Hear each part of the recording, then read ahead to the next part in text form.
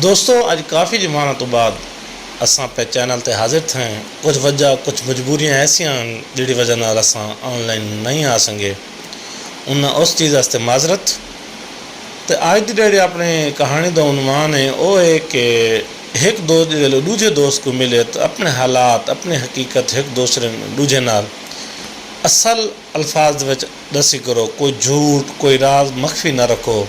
ये ना हो कि ना हूँ गलती हूँ गलत फहमी हूँ गलत बयाने के नाल तो नुकसान चावना पवे। यही मौजूद अपनी एक कहानी है कि एक उल्लू तो एक गिद्ध जिको बई जबान दे विच हिल भी आखे ने। इन्हां दी बहुत अच्छी दोस्ती आई।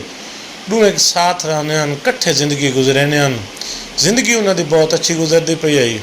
एक जमारा उल्लू कि काम ते की होया, हिल को भुख लगी होती। हिल आसमान तो उड़ती उड़ती एक झील के किनारे गई है। तले जमीन ते नज़र पाँदी है। चार बच्चे बैठे हैं। हिल तले लाँदी उन्हें चार बच्चों को चाह खा गिंदी है।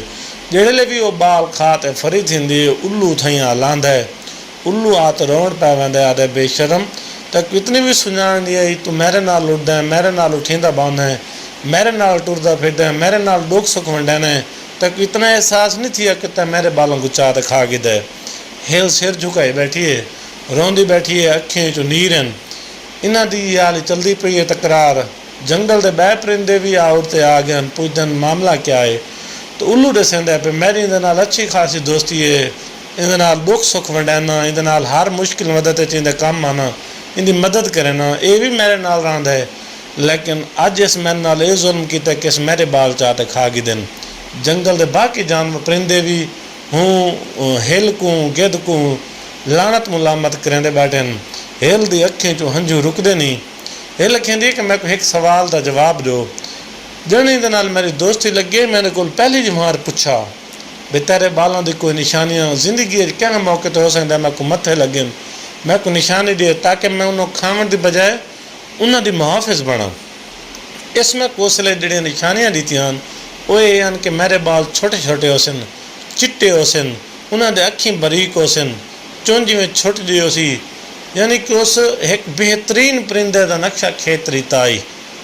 अज जो मैं झील किनारे लथियाँ मैं डिठे उनके कोई निशानी कहना आई, मैं इहदे बालों खा गिदा है।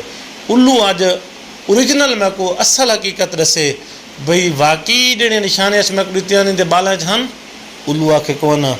परिंदा सारा उल्लू को लानत मुलामत की। उल्लू दिल दिल दे परेशान तो हैरान बैठा तो निजामत करेंदा बैठा है अदे काश के डाह उड़ाह करे मैं को वो गलत भी हैं। बेशक काला रंग आई भिदियाँ अखियाँ चुंझ जिमें भी आई मेरे बाल अगर मैं एक ओरिजिनल निशानी असल निशानी दसेंदा तो अज हालात इस नौबत ना पहुँचते।